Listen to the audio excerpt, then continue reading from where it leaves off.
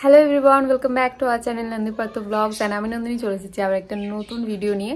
অনেকদিন পর একটা লং ভিডিও বানাচ্ছি। এর আগে একটা ট্রাই করেছি, আপলোড করতে পারবো কিনা জানি না, কারণ ভিডিওটা ঠিকঠাকভাবে হয়নি, কারণ প্রচণ্ড বিজি ছিলাম সেই দিনটায়। আর এডিটিং এখনও করতে পারিনি।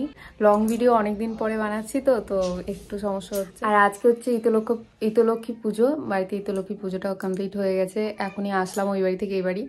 এখন আজকে আমার একটা কাজ আছে সাজানোর, সেটা হচ্ছে রিসেপশন, আমার বান্ধবী সুপ্রিয়া রিসেপশন।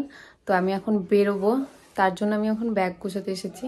আর আমি একটু রেডিও হব, আমার জিনিসপত্র এগুলো সব গোছাতে হবে। প্রায় একটু গোছানো আছে, তাও ঠিকঠাক করে দেখে নেবো যে কোনো জিনিস ভুলছি না। তো ফার্স্টে রেডি হয়ে নিই, সমস্ত কিছু রেডি করে নিই, দিয়ে বেরোনোর টাইমে তোমাদের সাথে কথা হচ্ছে। আজকের ব্লগটা পুরোটা দেখতে থাকো। আই হোপ আজকের ব্লগটা তোমাদের খুব ভালো লাগবে, লাস্ট পর্যন্ত কিন্তু দেখতে থাকো। চলো ভিডিওটা এখান থেকে স্টার্ট করছি।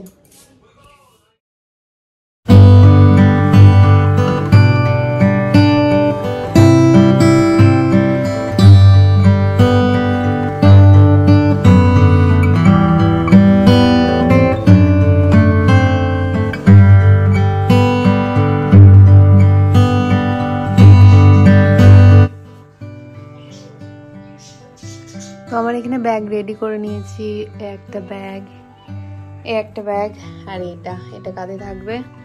বাকি এই দুটো খুব ভারী ব্যাগ, দুটো ব্যাগের ভেতরে অ্যাডজাস্ট করে সব কিছু রাখার চেষ্টা করেছি। বাকি রিং লাইট নিয়ে যেতে পারছি না, আর তো টানতে পারবো না। আসার সময় ঠিকঠাকভাবে নিয়ে আসতে পারি নাকি সেটাই আসল ব্যাপার।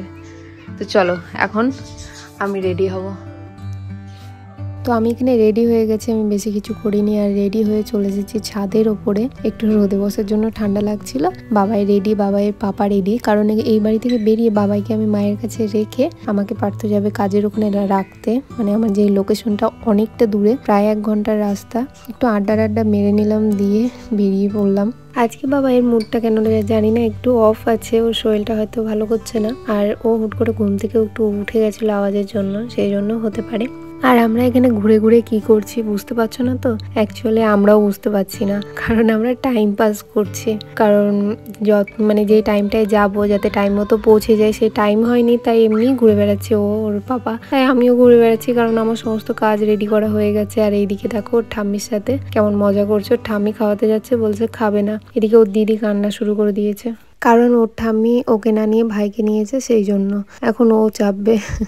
বাড়িতে ছোট বাচ্চা থাকলে এইরকমই হয়। তারপরে এই সমস্ত ঝামেলা মিটিয়ে একটু টাইম পাস করে যে আমাদের সময় হলো, ঝটপট বেরিয়ে পড়লাম বাড়ি থেকে বেরিয়ে হয়ে এদিকে আমরা নৌকো পার হচ্ছিলাম, কারণ আমরা যাব মণিগ্রামের দিকে। আর আজিমগঞ্জের এই দিক দিয়ে গেলে পরে অনেক সুবিধে হয়, আর এই দিক দিয়ে যাওয়ার পথ। এই রাস্তার পাশে যে রাস্তাটা চলে গেল ছেড়ে আমরা এদিকে ঢুকে গেলাম, এটা হচ্ছে আমার স্কুলের রাস্তা। আমি আজিমগঞ্জ স্কুলে পড়তাম, তো অনেক দিন বাদে এই রাস্তার দিকে আসলাম, বেশ ভালো লাগছিল। আর লাইভ লোকেশনটা ফলো করতে করতে রাস্তা ধরে সোজা চলে গেলাম, কারণ যে জায়গায় যাচ্ছি সেই জায়গায় এর আগে কোনোদিনও যাইনি। তবে পার্থ কাজের সূত্রে গেছে কিছু বার, কিন্তু আমাদের যেই মানে অ্যাকচুয়াল লোকেশনটা সেটা কিন্তু অনেকটা আলাদা। আর রাস্তা দিয়ে যেতে যেতে দেখো এদিকে কত সুন্দর সুন্দর দেখতে পাচ্ছি গঙ্গার, এগুলো কিন্তু চর, এটা হচ্ছে গঙ্গারই জায়গা, তবে চর পড়ে গেছে। বেশ ভালো লাগছিল, গ্রামটা অনেকটা গ্রামের ভেতরে। আর পার্থ আমাকে 1/2 ঘন্টা বলে প্রায় 1 ঘন্টা 20 মিনিট এরকম টাইম মতো ধরে নিয়ে গেছে। কতক্ষণ গাড়িতে বসে থেকে কিন্তু কোমর ব্যথা হয়ে গেছিল। ঝটপট এদিকে বিয়ে বাড়ির দিকে ঢুকে পড়লাম, ঢুকে সব জিনিসপত্র বের করে সাজিয়ে রাখলাম, দিয়ে অপেক্ষা করছিলাম যে আমার ব্রাইড কখন আসবে। আর এদিকে আস্তে আস্তে রাস্তা দিয়ে একটা পোকা আমার কপালে কামড়িয়ে একবারে লাল করে দিয়েছিল, ওটাই দেখাচ্ছিলাম আমি ক্যামেরাতে। এদিকে তারপর ফাইনালি আমার ব্রাইড চলে আসলো, আর ওকে দেখো কি সুন্দর লাগছে বিয়ের পরে। তোমরা তো আমার ভিডিওতে ওকে বিয়ের আগে দেখেছোই, বিয়ের পরে আমার তো ভালো লাগছিল, তোমাদের কেমন লাগছে অবশ্যই জানিও। তারপর একটা শাড়ি পরালাম যেটা ও রিসেপশনে পরবে বলে কিনেছিল, শাড়িটাও খুব সুন্দর লাগছিল, বটল গ্রিন আর পিঙ্ক কালারের একটা কম্বিনেশনের ডুয়েল কালারের একটা গ্লেজ দিচ্ছে, খুব সুন্দর লাগছিল। ব্লাউজটাও খুব সুন্দরভাবে বানিয়েছিল, সেই ম্যাচিং করে আমি একটা আই মেকআপ করলাম, ওর তো খুব ভালো লেগেছে। তোমাদের কেমন লেগেছে অবশ্যই কিন্তু জানিও। আর এই হচ্ছে ওর ফুল লুক, দারুণ লাগছিল ওকে দেখতে, পুরো বাঙালি বউ। তোমাদের কেমন লাগছে অবশ্যই কিন্তু জানিও। আর এটা ওর রিসেপশন লুক।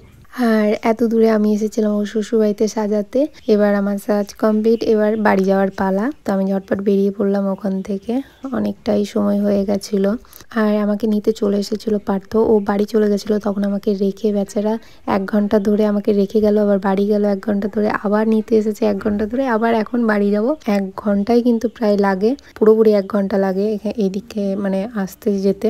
ও সেই মতো সব সেফটি জিনিস নিয়ে এসেছিলাম গাড়িতেই, আমার ব্লেজার, সোয়েটার, তারপরে চাদর মাদর সমস্ত কিছু নিয়ে এসেছিলাম। ও তেমন নিয়ে এসেছিলো, পরে ঝটপট ওখান থেকে বেরিয়ে পড়লাম, যেহেতু গ্রামের এলাকা প্রচণ্ড ঠান্ডা ছিল।